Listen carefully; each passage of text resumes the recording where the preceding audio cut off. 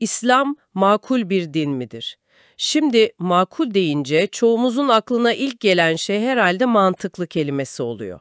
Ama metin bu kavramın çok daha derinlerine iniyor.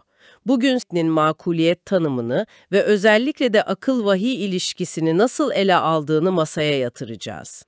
Kesinlikle, çünkü metin en başta makul kelimesini alıp adeta yeniden tanımlıyor.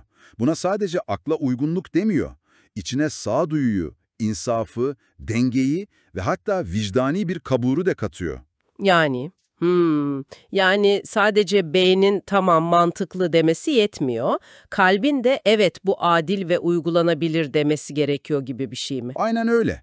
Ne kaskatı bir rasyonalizm, ne de böyle hayallerde gezinen bir idealizm. Metnin çizdiği çerçeve tam olarak bu. Hem akla hem kalbe hitap eden dengeli bir sentez. Anladım. Peki Metin, İslam'ın bu yüksek standardı nasıl karşıladığını iddia ediyor.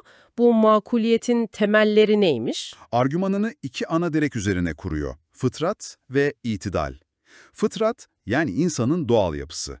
Hani fabrika ayarları deriz ya, onun gibi. Fabrika ayarları, güzel benzetme. Evet, İslam, insanın bu özüyle çelişmez. Aksine insanın doğasına uygun sade bir inanç sistemidir.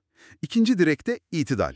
O da denge prensibi değil mi? Kesinlikle. İslam, vasat bir ümmet olmayı hedefler. Yani dengeli, merkezde bir topluluk. Her türlü aşırılıktan, yani ifrat ve tefritten kaçınmayı öğütler. Ne dünyayı tamamen reddeden bir ruhbanlık, Ne de ahireti tamamen unutturan bir maddecilik. tam olarak bu. İki uçurumun ortasındaki güvenli yol gibi. Gelelim o zaman en can alıcı noktaya. Akıl ve vahiy ilişkisi. Genelde bu ikisi birbiriyle çatışır gibi düşünülür ya.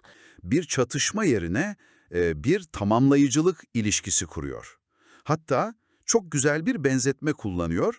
Akıl ve vahiy, hakikate giden yolda bir kuşun iki kanadı gibidir diyor. Kuşun iki kanadı. Bu gerçekten güçlü bir metafor. Çünkü tek kanatla bir yere varılamaz. Varılamaz.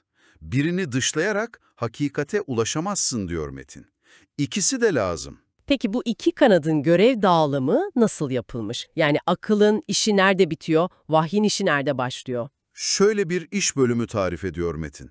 Akıl, etrafına bakıp Allah'ın varlığına, bir yaratıcının olması gerektiğini idrak edebilir. Hatta bir rehbere, yani vahye ihtiyacı olduğunu da anlayabilir. Tamam, yani akıl kapıyı açıyor bir nevi. Aynen. Vahiy ise o kapıdan girdikten sonra aklın tek başına ulaşamayacağı alanlarda rehberlik ediyor.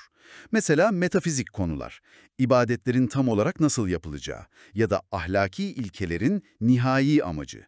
Bu gibi konularda vahiy, aklın ufkunu genişletiyor. Daraltmıyor, genişletiyor. Bu önemli bir ayrım. Çok önemli. Zaten metinde Kur'an'ın sürekli "düşünmez misiniz, akletmez misiniz" gibi sorularla insanı tefekküre davet ettiğini hatırlatıyor. Hatta diyor ki, dini sorumluluğun ön şartı zaten akıl sahibi olmaktır. O halde tüm bu analizi bir özetleyecek olursak, İslam ne körü körüne bir taklit, ne de her şeyi yalnızca mantıkla açıklamaya çalışan kibirli bir akılcılık.